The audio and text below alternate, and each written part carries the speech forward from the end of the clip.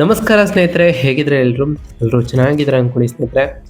ಎಲ್ರಿಗೂ S P B ಮೀಡಿಯಾದ ಮತ್ತೊಂದು ವಿಡಿಯೋಕ್ಕೆ ತಮಗೆಲ್ರಿಗೂ ಸ್ವಾಗತ ಸುಸ್ವಾಗತ. ಸ್ನೇಹಿತರೆ, ಈ 2026ರ ಈ ಒಂದು ವರ್ಷದಲ್ಲಿ ಜುಲೈ 22ರ ನಂತರ ಮಕರ ರಾಶಿಯವರ ಭವಿಷ್ಯ ಹೇಗಿರಲಿದೆ, ಈ ಜುಲೈ ತಿಂಗಳಿನಲ್ಲಿ ಉಂಟಾಗ್ತಿರುವಂತಹ ಗ್ರಹ ಸಂಚಾರದ ಬದಲಾವಣೆಯು ಈ ರಾಶಿಯವರ ಜೀವನದಲ್ಲಿ ಏನೆಲ್ಲ ಬದಲಾವಣೆಗಳನ್ನು ತರಲಿದೆ, ಅದರಲ್ಲೂ ನಿಮ್ಮ ಜೀವನದ ವಿವಿಧ ಅಂಶಗಳಾದಂತಹ ವೃತ್ತಿಯಾಗಿರ್ಬೋದು, ವೈವಾಹಿಕ ಜೀವನ, ಆರ್ಥಿಕ ಸ್ಥಿತಿ, ಕೌಟುಂಬಿಕ ಜೀವನ, ನಿಮ್ಮ ವ್ಯವಹಾರ ಮತ್ತು ಶಿಕ್ಷಣಕ್ಕೆ ಸಂಬಂಧಪಟ್ಟಂತೆಯೇ ಏನೆಲ್ಲ ಬದಲಾವಣೆಗಳನ್ನು ಈ ಮಕರ ರಾಶಿಯವರು ಕಾಣಲಿದ್ದೀರಿ, ಇರುವಂತಹ ಸಮಸ್ಯೆಗಳಿಗೆ ಮಾಡಬೇಕಾಗಿರುವಂತಹ ಸರಳ ಪರಿಹಾರಗಳೇನು ಎಂಬುದನ್ನು ಕೂಡ ಇದೇ ವಿಡಿಯೋದಲ್ಲಿ ತಿಳಿಸ್ಕೊಟ್ಟು ಹೋಗ್ತಾನೆ ಸ್ನೇಹಿತರೆ. ಆದ್ದರಿಂದ ವಿಡಿಯೋನ ಸ್ಕಿಪ್ ಮಾಡಿದೆ ಇಲ್ಲಿಂದ ಕೊನೆ ತನಕ ನೋಡ್ತಾ ಬನ್ನಿ. ಸ್ಕಿಪ್ ಮಾಡಿ ವಿಡಿಯೋ ನೋಡೋದ್ರಿಂದ ನಿಮಗೆ ಫುಲ್ಲಾಗಿ ಇನ್ಫಾರ್ಮೇಷನ್ ಅರ್ಥ ಆಗೋದಿಲ್ಲ. ಸೊ ಪ್ರತಿಯೊಂದು ವಿಡಿಯೋದಲ್ಲೂ ಹೇಳೋದಷ್ಟೇ, ವಿಡಿಯೋನ ಸ್ಕಿಪ್ ಮಾಡದೆ ಕೊನೆ ತನಕ ನೋಡಿ. ಹಾಗೆ ನಮ್ಮ ಈ ವಿಡಿಯೋ ಇಷ್ಟ ಆಗಿತ್ತು ಅಂದರೆ ವಿಡಿಯೋಕ್ಕೆ ಒಂದು ಲೈಕ್ ಮಾಡಿ ಸ್ನೇಹಿತರೆ. ಯಾರೇನು ನಮ್ಮ ಚಾನಲ್ನ ಸಬ್ಸ್ಕ್ರೈಬ್ ಮಾಡ್ಕೊಂಡಿಲ್ಲ ಅವರು ಈಗಲೇ ಸಬ್ಸ್ಕ್ರೈಬ್ ಮಾಡ್ಕೊಳ್ಳಿ. ಸಬ್ಸ್ಕ್ರೈಬ್ ಮಾಡಿಕೊಂಡು ಪ್ರತಿನಿತ್ಯ ವಿಡಿಯೋ ವಾಚ್ ಮಾಡ್ತಿರೋರಿಗೆ ಥ್ಯಾಂಕ್ ಯು ಸೋ ಮಚ್ ಅಂತ ಹೇಳ್ತಾ, ಈ ಮಕರ ರಾಶಿಯವರಿಗೆ ಏನೆಲ್ಲ ಬದಲಾವಣೆಗಳನ್ನು ತರಲಿದೆ ಈ ಜುಲೈ ತಿಂಗಳು, ಜುಲೈ 22ರ ನಂತರ ಏನೆಲ್ಲ ಬದಲಾವಣೆಗಳು ಆಗಲಿದೆ ಎಂಬುದನ್ನು ಒಂದೊಂದಾಗಿ ನೋಡ್ತಾ ಬರೋಣ. ಹೌದು ಸ್ನೇಹಿತರೆ, ಈ ಮಕರ ರಾಶಿಯವರಿಗೆ ಜೀವನದಲ್ಲಿ ಸ್ಥಿರತೆ ಮತ್ತು ಅದೇ ಸಮಯದಲ್ಲಿ ಕೆಲವು ಮಾನಸಿಕ ಸವಾಲುಗಳನ್ನು ತರುವಂತಹ ತಿಂಗಳು ಈ ಜುಲೈ ತಿಂಗಳಾಗಿತ್ತು. ಒಂದೆಡೆ ನಿಮ್ಮ 7ನೇ ಮನೆಯಲ್ಲಿ ಉತ್ತುಂಗ ಸ್ಥಾನದಲ್ಲಿ ಇರತಕ್ಕಂತಹ ಗುರುವು ನಿಮ್ಮ ವೈಯಕ್ತಿಕ ಮತ್ತು ಸಾಮಾಜಿಕ ಜೀವನವನ್ನು ಹೂವಿನ ಕುಂಡವನ್ನಾಗಿ ಪರಿವರ್ತಿಸ್ತಾ ಬಂದರೆ ನಿಮ್ಮ ಮಾತುಗಳು ಸಮಾಜದಲ್ಲಿ ಗೌರವಿಸಲ್ಪಡ್ತಾ ಹೋಗ್ತವೆ. ಮದುವೆಯ ಪ್ರಯತ್ನಗಳು ಕೂಡ ಉತ್ತಮವಾದಂತಹ ಫಲವನ್ನು ನೀಡಲಿದೆ. ರಾಶಿಚಕ್ರದ ಅಧಿಪತಿಯಾಗಿರ್ತಕ್ಕಂತಹ ಶನಿ 3ನೇ ಮನೆಯಲ್ಲಿ ಇರಲಿದ್ದು ನಿಮ್ಮಲ್ಲಿ ಸಾಕಷ್ಟು ಧೈರ್ಯವನ್ನು ತುಂಬುತ್ತಿದ್ದಾನೆ. ಈ ಎಲ್ಲ ಸಕಾರಾತ್ಮಕ ಅಂಶಗಳ ಹೊರತಾಗಿಯೂ 8ನೇ ಮನೆಯಲ್ಲಿ ಅಡಗಿರತಕ್ಕಂತಹ ಕೇತು ನಿಮ್ಮ ಶಾಂತಿಯನ್ನು ಕದಡಲು ಪ್ರಯತ್ನವನ್ನು ಕೂಡ ಮಾಡ್ತಾ ಬರ್ತಾರೆ. ಈ ಟೈಮ್ನಲ್ಲಿ ಕೆಲವು ಅವಿವೇಕದ ಭಯ, ಆರೋಗ್ಯಕ್ಕೆ ಸಂಬಂಧಪಟ್ಟಂತಹ ಕೀಳಿರಿಮೆ, ಸಂಕೀರ್ಣದ ಭಾವನೆ ಮತ್ತು ಮೌಖಿಕ ವಿಷಯಗಳಿಂದ ಒಂದು ರೀತಿಯ ಬೇರ್ಪಡುವಿಕೆ ನಿಮಗೆ ಉಂಟಾಗ್ತಾ ಹೋಗ್ತದೆ ಅಂತಲೇ ಹೇಳ್ಬೋದು.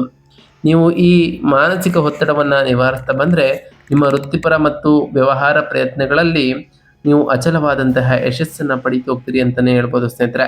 ಇನ್ನು ಈ ಜುಲೈ ತಿಂಗಳಿನಲ್ಲಿ ಮಕರ ರಾಶಿಯವರಿಗೆ ಇರತಕ್ಕಂತಹ ಪ್ರಮುಖ ಗ್ರಹ ಸಂಚಾರಗಳೇನು, ಅವುಗಳ ಪ್ರಭಾವ ನಿಮ್ಮ ಜೀವನದಲ್ಲಿ ಹೇಗೆಲ್ಲ ಇರಲಿದೆ ಎಂಬುದನ್ನು ನೋಡ್ತಾ ಬರೋದಾದರೆ, ಮೊದಲನೇದಾಗಿ ಮಂಗಳ ಗ್ರಹದ ವಿಚಾರಕ್ಕೆ ಬಂದ್ಬಿಡೋಣ ಸ್ನೇಹಿತರೆ. 5ನೇ ಮನೆಯಲ್ಲಿ ಇಡೀ ತಿಂಗಳು ಇರತಕ್ಕಂತಹ ಮಂಗಳನು ತೀಕ್ಷ್ಣ ಮನಸ್ಸು, ಶೇರ್ ಮಾರ್ಕೆಟ್ನಲ್ಲಿ ಲಾಭ, ಆದರೆ ಮಕ್ಕಳೊಂದಿಗೆ ವಾದಗಳು ಮತ್ತು ಹೊಟ್ಟೆಯಲ್ಲಿ ಶಾಖ ರೀತಿಯ ಬದಲಾವಣೆಗಳನ್ನು ತರಲಿದ್ದಾರೆ ಅಂತಲೇ ಹೇಳ್ಬೋದು. ಇನ್ನು ಸೂರ್ಯಗ್ರಹದ ವಿಚಾರಕ್ಕೆ ಬರೋದಾದರೆ, ಜುಲೈ 16ರವರೆಗೆ 6ನೇ ಮನೆಯಲ್ಲಿ ಇದ್ದು ಶತ್ರು ಜಯವನ್ನು ತಂತ ಬಂದರೆ ಅದಾದ ನಂತರ 7ನೇ ಮನೆಗೆ ಪ್ರವೇಶವನ್ನು ಮಾಡಿ ಪತಿ ಮತ್ತು ಪತ್ನಿಯ ನಡುವೆ ಸಣ್ಣ ಅಹಂಕಾರದ ಸಮಸ್ಯೆಗಳನ್ನು ಸೂರ್ಯನ ಸಂಚಾರದ ಸಮಯದಲ್ಲಿ ಈ ರಾಶಿಯವರು ಕಾಣಬಹುದಾಗಿದೆ. ಇನ್ನು ಬುಧ ಗ್ರಹದ ವಿಚಾರಕ್ಕೆ ಬರೋದಾದರೆ 7 ಮತ್ತು 6ನೇ ಮನೆಯಲ್ಲಿ ಬುಧನು ಈ ತಿಂಗಳು ಸಂಚಾರವನ್ನು ಮಾಡಲಿದ್ದು ಆಲ್ರೆಡಿ ಜುಲೈ 7ರಂದೆಯೇ 6ನೇ ಮನೆಯಲ್ಲಿ ಪ್ರವೇಶವನ್ನು ಮಾಡಿರ್ತಕ್ಕಂತಹ ಬುಧನು ಸ್ಪರ್ಧಾತ್ಮಕ ಪರೀಕ್ಷೆಗಳಲ್ಲಿ ಈ ರಾಶಿಯವರಿಗೆ ಯಶಸ್ಸನ್ನು ತರಲಿದ್ದು ಉದ್ಯೋಗದಲ್ಲಿ ಸೂಕ್ತತೆಯು ಕೂಡ ಹೆಚ್ಚಾಗ್ತಾ ಬರ್ತದೆ. ಇನ್ನು ಶುಕ್ರ ಗ್ರಹದ ವಿಚಾರಕ್ಕೆ ಬರೋದಾದರೆ 7 ಮತ್ತು 8ನೇ ಮನೆಯಲ್ಲಿ ಶುಕ್ರನು ಈ ತಿಂಗಳು ಸಂಚಾರವನ್ನು ಮಾಡಲಿದ್ದು ಜುಲೈ 4ರಿಂದ 8ನೇ ಮನೆಯಲ್ಲಿ ಇರತಕ್ಕಂತಹ ಶುಕ್ರನು ಹಠಾತ್ ಆರ್ಥಿಕ ಧನಲಾಭವನ್ನು ತರಲಿದ್ದು ಐಷಾರಾಮಿ ವಸ್ತುಗಳ ಮೇಲಿನ ರಹಸ್ಯಗಳು ಕೂಡ ಹೆಚ್ಚಾಗ್ತಾ ಹೋಗ್ತವೆ ಅಂತಲೇ ಹೇಳ್ಬೋದು. ಇನ್ನು ಕೇತು ಗ್ರಹದ ವಿಚಾರಕ್ಕೆ ಬರೋದಾದರೆ 8ನೇ ಮನೆಯಲ್ಲಿ ಸಿಂಹ ರಾಶಿಯಲ್ಲಿ ಇಡೀ ತಿಂಗಳು ಇರತಕ್ಕಂತಹ ಕೇತು ಅವಿವೇಕದ ಭಯ, ಕಡಿಮೆ ಸ್ವಾಭಿಮಾನದ ಭಾವನೆಗಳು, ಆರೋಗ್ಯ ಸಮಸ್ಯೆಗಳ ಬಗ್ಗೆ ಆತಂಕ ಮತ್ತು ನಿರ್ಲಿಪ್ತತೆಯನ್ನು ತರಲಿದ್ದಾರೆ. ಇನ್ನು ಶನಿ ಗ್ರಹದ ವಿಚಾರಕ್ಕೆ ಬರೋದಾದರೆ 3ನೇ ಮನೆಯಲ್ಲಿ ಮೀನ ರಾಶಿಯಲ್ಲಿ ಇಡೀ ತಿಂಗಳು ಇರತಕ್ಕಂತಹ ಶನಿಯು ಅಂತ್ಯವಿಲ್ಲದಂತಹ ಧೈರ್ಯ, ಸಾಧನೆ, ಪ್ರಯಾಣದಿಂದ ಲಾಭಗಳು ಮತ್ತು ಒಡ ಹುಟ್ಟಿದವರೊಂದಿಗೆ ಬೆಂಬಲವನ್ನು ಕೂಡ ಸೂಚಿಸಲಿದ್ದಾರೆ. ಇನ್ನು ಗುರುಗ್ರಹದ ವಿಚಾರಕ್ಕೆ ಬರೋದಾದರೆ 7ನೇ ಮನೆಯಲ್ಲಿ ಶ್ರೇಷ್ಠ ಸ್ಥಾನದಲ್ಲಿ ಇರತಕ್ಕಂತಹ ಗುರು ಈ ರಾಶಿಯವರಿಗೆ ವಿವಾಹ ಯೋಗವನ್ನು ತರಲಿದ್ದು ಸಮಾಜದಲ್ಲಿ ನಿಮ್ಮ ಕೀರ್ತಿ ಹೆಚ್ಚಾಗ್ತಾ ಬರ್ತದೆ. ಪಾಲುದಾರಿಕೆ ವ್ಯವಹಾರಗಳಲ್ಲಿ ಉತ್ತಮವಾದಂತಹ ಲಾಭವನ್ನು ಕಾಣಲಿದ್ದು ಒಳ್ಳೆಯ ವಿಚಾರಗಳು ನಿಮ್ಮ ಜೀವನದಲ್ಲಿ ನಡೀತಾ ಬರ್ತದೆ ಅಂತಲೇ ಹೇಳ್ಬೋದು. ಹಾಗಾದರೆ ಈ ಜುಲೈ 22ರ ನಂತರ ಈ ರಾಶಿಯವರ ವೃತ್ತಿ ಮತ್ತು ಉದ್ಯೋಗದಲ್ಲಿ ಏನೆಲ್ಲ ಬದಲಾವಣೆಗಳು ಆಗಲಿದೆ ಅಂತ ನೋಡ್ತಾ ಬರೋದಾದರೆ, ಉದ್ಯೋಗಿಗಳಿಗೆ ತುಂಬ ರೋಮಾಂಚನಕಾರಿಯಾದಂತಹ ತಿಂಗಳು ಈ ತಿಂಗಳು ಅಂತಲೇ ಹೇಳ್ಬೋದು. 3ನೇ ಮನೆಯಲ್ಲಿ ಶನಿಯು ನಿಮ್ಮ ಅಪಾರ ಕೆಲಸದಿಂದ ತುಂಬಿಸಲಿದ್ದಾನೆ. ಕಚೇರಿಯಲ್ಲಿ ಯಾವುದೇ ಕಠಿಣ ಕೆಲಸವನ್ನು ನೀವು ಉತ್ಸಾಹದಿಂದ ಮಾಡ್ತಾ ಹೋಗ್ತೀರಿ. ಆಲ್ರೆಡಿ ಜುಲೈ 7ರ ನಂತರ ಬುಧ ಗ್ರಹವು 6ನೇ ಮನೆಗೆ ಪ್ರವೇಶವನ್ನ ಮಾಡಿರೋ ಕಾರಣ ಇದು ನಿಮ್ಮ ಬುದ್ಧಿವಂತಿಕೆಗೆ ಉತ್ತಮವಾದಂತಹ ಮನ್ನಣೆಯನ್ನು ಕೂಡ ತರ್ತಾ ಬಂದಿದೆ. ಸಹೋದ್ಯೋಗಿಗಳು ನಿಮ್ಮ ಸಲಹೆಗೆ ಎದುರನ್ನು ನೋಡ್ತಾ ಹೋಗ್ತಾರೆ. ಕೆಲವೊಮ್ಮೆ 8ನೇ ಮನೆಯಲ್ಲಿ ಕೇತು ಇರೋದ್ರಿಂದ ನಿಮ್ಮ ಕಚೇರಿಯಲ್ಲಿ ನೀವು ಕೆಲಸದ ಬಗ್ಗೆ ಒಂದು ರೀತಿಯ ನಿರ್ಲಿಪ್ತತೆಯನ್ನ ಅನುಭವಿಸ್ತಾ ಹೋಗ್ತೀರಿ. ನಿಮ್ಮ ಸ್ವಾಭಿಮಾನದಲ್ಲಿ ನೀವು ಕಡಿಮೆ ಭಾವನೆಯನ್ನ ಹೊಂದಿರ್ತೀರಿ. ನಾನು ತುಂಬಾ ಮಾಡುತ್ತಿದ್ದೇನೆ, ಆದರೆ ನಾನು ಏನನ್ನ ಸಾಧಿಸಲು ಸಾಧ್ಯವಾಗ್ತಿಲ್ಲ ಎಂದು ಹೇಳ್ತೀರಿ ಸ್ನೇಹಿತರೆ.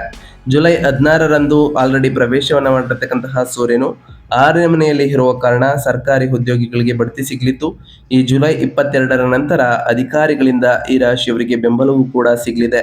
ವಿದೇಶಕ್ಕೆ ಹೋಗಲು ಬಯಸುವವರಿಗೆ ತಮ್ಮ ಪ್ರಯತ್ನಗಳು ಕೂಡ ತೀವ್ರವಾಗಿ ಹೆಚ್ಚಾಗ್ತಾ ಹೋಗ್ತವೆ ಅಂತಾನೆ ಹೇಳ್ಬೋದು. ಇನ್ನು ವ್ಯಾಪಾರ ಮತ್ತೆ ಸ್ವಯಂ ಉದ್ಯೋಗದ ವಿಚಾರಕ್ಕೆ ಬರೋದಾದ್ರೆ, ಉದ್ಯಮಿಗಳಿಗೆ 7ನೇ ಮನೆಯಲ್ಲಿ ಪರಮ ಗುರುವಿನ ಉಪಸ್ಥಿತಿಯು ಅದೃಷ್ಟದ ಬಾಗಿಲನ್ನ ತರ್ತದೆ ಅಂತಾನೆ ಹೇಳ್ಬೋದು. ನಿಮ್ಮ ವ್ಯಾಪಾರ ಪಾಲುದಾರರೊಂದಿಗಿನ ಹಳೆಯ ಸಮಸ್ಯೆಗಳು ಬಗೆಹರಿಯಲಿದ್ದು ಗ್ರಾಹಕರ ಸಂಖ್ಯೆ ಇನ್ನಷ್ಟು ಹೆಚ್ಚಾಗ್ತಾ ಹೋಗ್ತವೆ. ಮಾರ್ಕೆಟಿಂಗ್, ಪ್ರಯಾಣ, ಸಲಹಾ ಮತ್ತೆ ಮಾಧ್ಯಮ ಕ್ಷೇತ್ರದಲ್ಲಿ ಕೆಲಸ ಮಾಡ್ತಿರೋರಿಗೆ ಬೆರಳೆಣಿಕೆಯಷ್ಟು ಯೋಜನೆಗಳನ್ನ ಹೊಂದಿರ್ತೀರಿ. ವ್ಯಾಪಾರ ವಿಸ್ತರಣೆ ಮತ್ತೆ ಹೊಸ ಶಾಖೆಗಳನ್ನು ತೆರೆಯಲು ಇದು ಒಳ್ಳೆಯ ಸಮಯ. ಅದರಲ್ಲೂ ಈ ಜುಲೈ 22ರ ನಂತರ ಸಾಕಷ್ಟು ಬದಲಾವಣೆಗಳನ್ನ ಕಾಣ್ತಾ ಬರ್ತೀರಿ. ವ್ಯಾಪಾರ ಮತ್ತೆ ಶೇರ್ ಮಾರ್ಕೆಟ್ ವ್ಯವಹಾರದಲ್ಲಿ ತೊಡಗಿರುವವರು ಆತುರದ ನಿರ್ಧಾರಗಳನ್ನು ತೆಗೆದುಕೊಳ್ಳುವ ಬದಲು ಹೂಡಿಕೆ ಮಾಡುವ ಮೊದಲು 2 ಬಾರಿ ಯೋಚಿಸುವುದು ಬಹಳ ಅವಶ್ಯಕ ಅಂತಾನೆ ಹೇಳ್ಬೋದು. ಇನ್ನು ಈ ರಾಶಿಯವರ ಆರ್ಥಿಕ ಸ್ಥಿತಿ ಮತ್ತು ಹಣದ ಲಾಭದ ವಿಚಾರಕ್ಕೆ ಬರೋದಾದ್ರೆ, ಆರ್ಥಿಕವಾಗಿ ಮಿಶ್ರ ಫಲಿತಾಂಶಗಳನ್ನ ಈ ರಾಶಿಯವರು ಕಾಣಬಹುದಾಗಿದೆ. 2ನೇ ಮನೆಯಲ್ಲಿ ರಾಹು ಇರೋದ್ರಿಂದ ನಿಮಗೆ ಒಮ್ಮೆ ಬಹಳಷ್ಟು ಹಣ ಸಿಗ್ತದೆ, ನಂತರ ಅದನ್ನ ತಕ್ಷಣವೇ ಅದೇ ಪ್ರಮಾಣದಲ್ಲಿ ಖರ್ಚನ್ನ ಮಾಡ್ತಾ ಹೋಗ್ತೀರಿ. ಉಳಿತಾಯ ಮಾಡುವುದಲ್ಲಿ ನೀವು ಸ್ವಲ್ಪ ತೊಂದರೆ ಉಂಟಾಗ್ತದೆ ಅಂತಾನೆ ಹೇಳ್ಬೋದು. ಜುಲೈ 4ರ ನಂತರ ಆಲ್ರೆಡಿ ಪ್ರವೇಶವನ್ನ ಮಾಡಿರ್ತಕ್ಕಂತಹ ಶುಕ್ರನು 8ನೇ ಮನೆಗೆ ಹೋಗೋ ಕಾರಣ ಇದು ನಿಮಗೆ ರಹಸ್ಯ ಮತ್ತೆ ಅನಿರೀಕ್ಷಿತ ಮಾರ್ಗಗಳ ಮೂಲಕ ಆರ್ಥಿಕ ಧನ ಲಾಭವನ್ನು ತರಲಿದ್ದು, 5ನೇ ಮನೆಯಲ್ಲಿ ರಿಯಲ್ ಎಸ್ಟೇಟ್ ಹಾಗೆ ಉತ್ತಮವಾದಂತಹ ಕಮಿಷನ್ ಕೂಡ ಈ ರಾಶಿಯವರಿಗೆ ದೊರಕಲಿದ್ದು ಉತ್ತಮ ಲಾಭವೂ ಕೂಡ ನಿಮಗೆ ಸಿಗಲಿದೆ ಅಂತಾನೆ ಹೇಳ್ಬೋದು. ಇನ್ನು ಆರೋಗ್ಯ ಮತ್ತು ಯೋಗಕ್ಷೇಮದ ವಿಚಾರಕ್ಕೆ ಬರೋದಾದ್ರೆ, ಆರೋಗ್ಯದ ವಿಚಾರದಲ್ಲಿ ನಿಮ್ಮ ದೇಹವು ಯಾವುದೇ ಪ್ರಮುಖ ಆರೋಗ್ಯ ಸಮಸ್ಯೆಗಳಿಂದ ಬಳಲದಿದ್ದರೂ 8ನೇ ಮನೆಯಲ್ಲಿ ಕೇತು ಇರುವ ಕಾರಣ ನಿಮ್ಮ ಮನಸ್ಸು ಯಾವಾಗಲೂ ತೊಂದರೆಗೆ ಒಳಗಾಗ್ತಾ ಹೋಗ್ತದೆ. ಯಾವುದೋ ಅಪರಿಚಿತ ವಿಷಯದ ಭಯ, ಕೀಳಿರಿಮೆ, ನನಗೆ ಆರೋಗ್ಯ ಸರಿ ಇಲ್ಲ ಎಂಬ ಭಾವನೆ ನಿಮ್ಮನ್ನ ಮೂಡಬಹುದು. ನಿಮ್ಮನ್ನ ಆಸ್ಪತ್ರೆಗಳಲ್ಲಿ ಅಲೆದಾಡುವಂತೆ ಮಾಡಲಿದೆ. ನಿಮ್ಮ ವೈದ್ಯಕೀಯ ವರದಿಗಳು ಸಾಮಾನ್ಯವಾಗಿದ್ರೂ ಸಹ ನಿಮ್ಮ ಮನಸ್ಸು ಶಾಂತವಾಗಿ ಇರುವುದಿಲ್ಲ. ಜೊತೆಗೆ 5ನೇ ಮನೆಯಲ್ಲಿ ಆಮ್ಲೀಯತೆ ಮತ್ತು ಅಜೀರ್ಣದಂತಹ ಶಾಖ ಸಂಬಂಧಪಟ್ಟಂತಹ ಕಾಯಿಲೆಗೆ ಇದು ಕಾರಣವಾಗಬಹುದು. ಆಹಾರ ನಿಯಮಗಳನ್ನು ಪಾಲಿಸುವುದು, ಪ್ರತಿದಿನ ಯೋಗ ಮತ್ತು ಧ್ಯಾನವನ್ನು ಅಭ್ಯಾಸ ಮಾಡೋದರಿಂದ ಈ ಅಭಾಗಲಬದ್ಧವಾದಂತಹ ಭಯ ಮತ್ತು ನಿರ್ಲಿಪ್ತತೆಯನ್ನು ಹೋಗಲಾಡಿಸಲು ಬಹಳಷ್ಟು ಸಹಾಯವನ್ನ ಇದು ಮಾಡಲಿದೆ ಅಂತಲೇ ಹೇಳ್ಬೋದು. ಇನ್ನು ಕುಟುಂಬ ಮತ್ತು ವೈಯಕ್ತಿಕ ಸಂಬಂಧಗಳ ವಿಚಾರಕ್ಕೆ ಬರೋದಾದ್ರೆ, ಕೌಟುಂಬಿಕ ಜೀವನದಲ್ಲಿ ಪರಮ ಗುರುವಿನ ದೃಷ್ಟಿ ನಿಮ್ಮ ಮೇಲೆ ಇರಲಿದೆ. ಶಾಂತಿಯುತವಾದಂತಹ ವಾತಾವರಣ ನಿರ್ಮಾಣವಾಗ್ತಾ ಹೋಗ್ತದೆ. ಮದುವೆಯಾಗದವರು ಉತ್ತಮ ಸಂಬಂಧಗಳನ್ನ ಸ್ಥಾಪಿಸಿ ವಿವಾಹ ಆಗ್ತಾ ಹೋಗ್ತಾರೆ. ಗಂಡ ಹೆಂಡತಿಯ ನಡುವೆ ಪ್ರೀತಿಯೂ ಕೂಡ ಹೆಚ್ಚಾಗಲಿದೆ. ರಾಹು 2ನೇ ಮನೆಯಲ್ಲಿ ಇರೋದ್ರಿಂದ ಕುಟುಂಬ ಸದಸ್ಯರೊಂದಿಗೆ ಮಾತನಾಡುವಾಗ ನಿಮ್ಮ ಮಾತುಗಳಲ್ಲಿ ವ್ಯಂಗ್ಯವಾಡುವುದನ್ನು ತಪ್ಪಿಸಿ.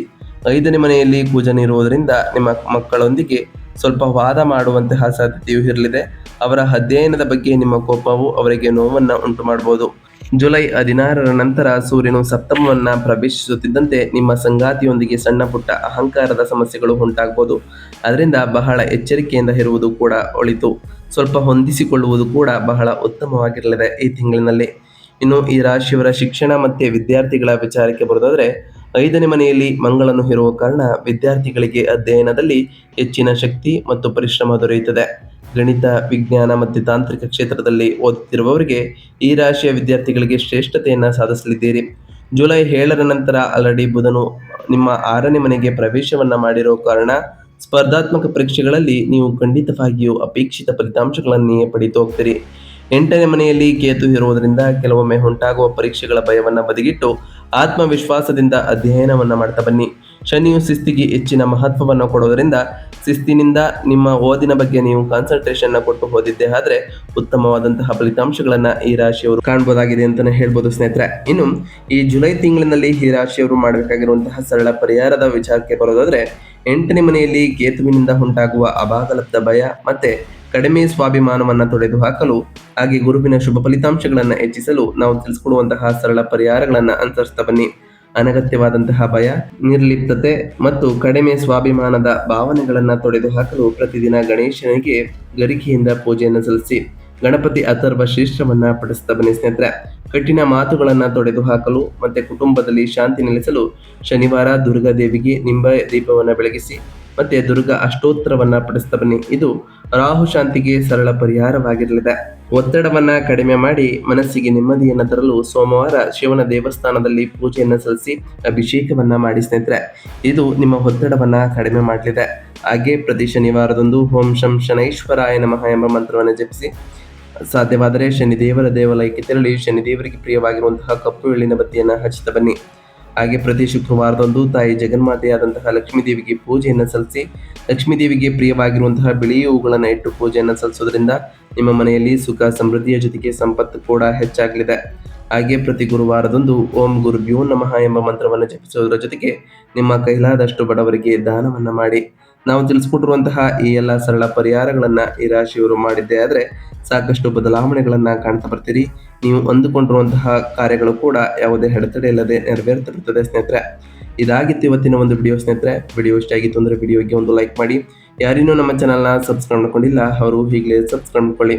ಸಬ್ಸ್ಕ್ರೈಬ್ ಮಾಡ್ಕೊಂಡು ಪ್ರತಿನಿತ್ಯ ವಿಡಿಯೋ ವಾಚ್ ಮಾಡ್ತಿರೋರಿಗೆ ಥ್ಯಾಂಕ್ ಯು ಸೋ ಮಚ್ ಅಂತ ಹೇಳ್ತಾ, ಹಾಗೆ ಕಮೆಂಟ್ನಲ್ಲಿ ಓಂ ಶನೈಶ್ವರಾಯ ನಮಃ, ಓಂ ಗುರುಭ್ಯೋ ನಮಃ, ಓಂ ಲಕ್ಷ್ಮೀನಾರಾಯಣಾಯ ನಮಃ, ಓಂ ಅಂಗರಾಯಕಾಯ ನಮಃ, ಓಂ ಸೂರ್ಯದೇವಾಯ ನಮಃ ಎಂದು ಕಮೆಂಟ್ ಮಾಡಿ ಸ್ನೇಹಿತರೆ.